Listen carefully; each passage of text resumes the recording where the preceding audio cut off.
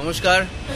আজ সংগ্রামী যৌথ মঞ্চের পক্ষ থেকে আমরা উপস্থিত হয়েছিলাম স্কুল সার্ভিস কমিশনের চেয়ারম্যানের কাছে, কিন্তু দুর্ভাগ্যবশত আগামীকাল আপার প্রাইমারির কাউন্সেলিং থাকায় উনি প্রচণ্ড ব্যস্ততার মধ্যে রয়েছেন এবং আগামী 19 তারিখ সুপ্রিম কোর্টে শুনানি রয়েছে 2016 প্যানেলকে কেন্দ্র করে। তার জন্য তিনি সময় বের করতে পারেননি। উপস্থিত ছিলেন সংগ্রামী যৌথ মঞ্চের কনভেনার চন্দন গড়াই মহাশয় এবং আমি ছিলাম।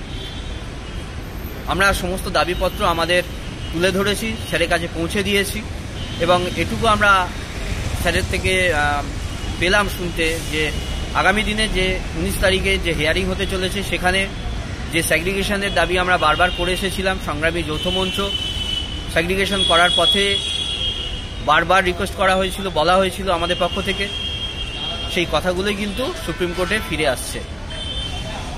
চাল আর কাপড় আলাদা করার জন্য আমরা বারবার রিকোয়েস্ট করেছিলাম।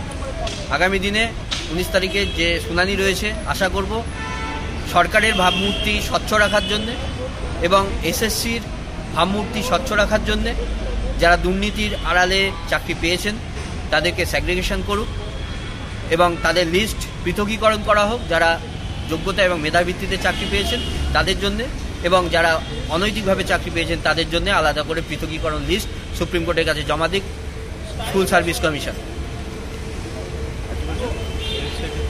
এবং ওয়েবসাইটে সেটা ভালোভাবে প্রকাশিত করুক, যেটা সর্বসম্মুখে প্রকাশিত হোক, সবাই জানতে পারুক যে স্কুল সার্ভিস কমিশন যারা যোগ্যতার ভিত্তিতে চাকরি পেয়েছেন এবং অযোগ্যতা নিয়ে যারা চাকরি পেয়েছেন তাদের লিস্টটা প্রকাশে আনুক। এটুকুই আমাদের কাছে দাবি ছিল, আমরা দাবিটা করেছি। উনি আশা দিয়েছেন বার্তাবাহকের মাধ্যমে। তবে আগামী দিন যে শুনানি হতে চলেছে সেটা খুবই তাৎপর্যপূর্ণ। পাশে থাকুন, আমরা আপনাদের জন্য উপস্থিত থাকবো সংগ্রামী যৌথ মঞ্চের পক্ষ থেকে সুপ্রিম কোর্টে। ভাস্কর ঘোষ মহাশয় উপস্থিত থাকবেন এবং সঙ্গে আমিও হয়তো থাকব। তো যাই হোক, আপনারা আশাহত হবেন না, আইনের পথে চলবে এবং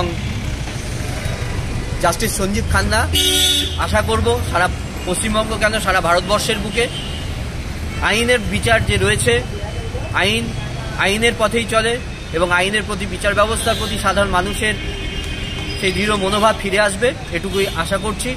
সংগ্রামী যৌথ মঞ্চের পক্ষ থেকে স্কুল সার্ভিস কমিশনের প্রাঙ্গণ থেকে এখন আপাতত বিদায় নিচ্ছি। সবাই সঙ্গে থাকুন, ভালো থাকবেন।